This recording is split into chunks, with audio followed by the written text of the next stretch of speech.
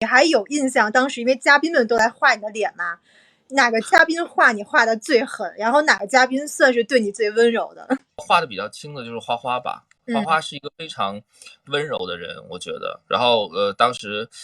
我当时看他过来的时候，我就知道他肯定不太忍心画我，但是因为又是剧情，他又必须得画，所以他好像就点了一下啊。我当时还记得，我后来在那个就是复盘的时候，在洗脸的时候，我还在想说，哎呀，花花还是很温柔的，还是这个。就是他不是一个能上去弄你，他还是很敏感的一个人啊，所以说还挺感动的也。当然，这个剧情其实要求他们画的，如果大家都不画也不行，也就没有剧情了。明白，就等于是在整蛊环节，花花也是那种比较感觉，就说哎怕，要不然真的不小心，比如伤害到你或者伤到你。对，他是一个很温暖的人。是的。然后其实因为关于到友情这期，我们看到还有一个热搜是花花跟宁桓宇、左立合唱《你曾是少年》，这个也上了热搜，然后也感动了很多人。然后确实，因为我看到那个片子的时候，你们那个片子设计的也很有心思，就把他们当年的一些比赛的画面跟现在唱歌的画面就做了一些融合，画面的一些交叉。然后聊一下小13这次选举合唱的背后故事，然后包括也想好奇一下，你个人本身会有这样的一些什么选秀这样的情怀吗？我其实是算是花花的歌迷吧，所以我对花花的感情比较深。因为我也是看着那个他正好是我们那个年龄，所以就看快男，所以我在剪辑这首歌的时候，其实也加入了我觉得我们的情感在里面，就是放了很多回忆在里面，因为它也不只是花花的回忆，也是我们这些当年看这些节目的人陪伴他们成长的人的回忆。所以说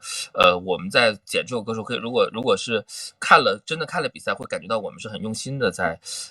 做这一块，这个花了很多功夫再去选素材，再去剪这段视频，我们自己看也很感动，这也是我个人也会有这样的一个情感。然后另外花花本人，因为他是一个非常浪漫的人，所以你看花花给他起了一个名字叫快男13148，他起的是这么一个名字，这什么意思呢？因为快乐男生是13届嘛，所以13，148这3个人正好是这3个人的名次，第1名是花花，第4名是宁桓宇，第8名是左立，所以叫快男13148。但是呢，这个8又为了表示说一生一世是1314，所以就把这个8变成了文字那个8，让如果观众懂的他就会懂了，这是13，然后148。如果不懂的，他正好是1314。就是这样的，它是里边有这么一个双重的，这个很浪漫的一个设计，花花自己想的啊，所以我想的是对，他自己想的，所以我们觉得还是很好。包括像左立，我们跟他发黑徽章的时候，我们跟很多人发黑徽章，跟左立发，左立是非常激动的，说就我绝对是拒绝黑徽章。他如果我要是被黑徽章，那花花就没办法了，就怎么都不能黑啊。他说花花就没办法弄了啊，他一定要来的就是要协助他一起弄，所以我们都觉得，哎，这个事情还挺感动的感情吧啊。因为对，确实，你刚刚其实说到13148，就其实我能想到就是花花做出来的事情，因为我也采访过他很多次什么的嘛。因为花花确实是对文字或者是一些情感很敏感的人，是还跟我分享过，就他写那个《好想爱这个世界》啊，那首歌就是包括他就那个那个语气词，他也说他其实是有表达不一样的一些情感。就具体的故事，因为时长关系，我们就在这儿我就不过多的分享了。但是确实也能感受到花花就是个蛮有情感，然后蛮重情重义的这样子的一个人。好，我先把弹幕这个网友的，因为一直在问，我们先回复他一下。华晨宇会当卧底吗？因为他一直感觉这个网友要急了。我们先，你是希望华晨宇当还是不希望华晨宇当？对，大家先回他一下，你们希望花花当还是不希望？然后又有导演在回应你们啊。来，我们先把刚才那个问题先回了，大家都说是希望花花当，所以花花有当吗？你慎重考虑一下，就怎么不露底的回应。反正肯定后面还会有身份吧，我觉得是不是卧底就要看节目了。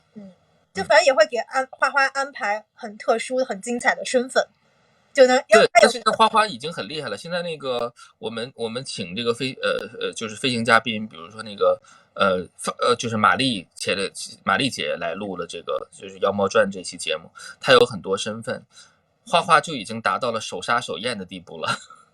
因为我所有人不管是就飞行嘉宾都说要手杀手验花花，因为他看了节目，他觉得花花太厉害了。完了，花花这个节目以后，每期嘉宾来就大家来，我们来围在一起就研究一下花花。如果让你分别用一句话标签来描述一下你眼中的蒙探家族，你会怎么形容？花花第一个啊，我觉得花花其实推理能力就不必多说了。我觉得他确实还是我们刚才讲温柔浪漫吧。我觉得他还是，其实这个我们录《妖猫传》那一期，其实是花花会凸显他很浪漫的精神的一集我还是蛮感动的。但是实在不能剧透了，就只能是告诉大家，因为他确实我觉得还是个很浪漫的人啊。花花就是浪漫温柔，我记得就抢歌环节，我印象比较深刻的，包括花花连自己的齐天都唱错了。对于花花，花花主要是花花其实有一点点小社恐的一个性格，所以说他在人多的时候，花花会比较紧张，他不太说话的。然后呢，第一次来24个人的时候，而且花花他需要点时间去分析大家说的话，但是24个人我们在录的时候，大家说话说的太多了，所以花花就分析不过来，他就自己就是在一个比较懵的状态里，但是后来花花就第一个游戏结束之后，花花的思路就在想说，如果我不说话，或者说我不表现的话，那我就对不起我的后面2个兄弟，因为我不说话表示他俩就没有戏份了。所以他因为这个事情强行让自己迅速整理的思维去在后面去发言。当然后面录了2-3趴，他那个就是精力状态又回来了，他就又 OK 了。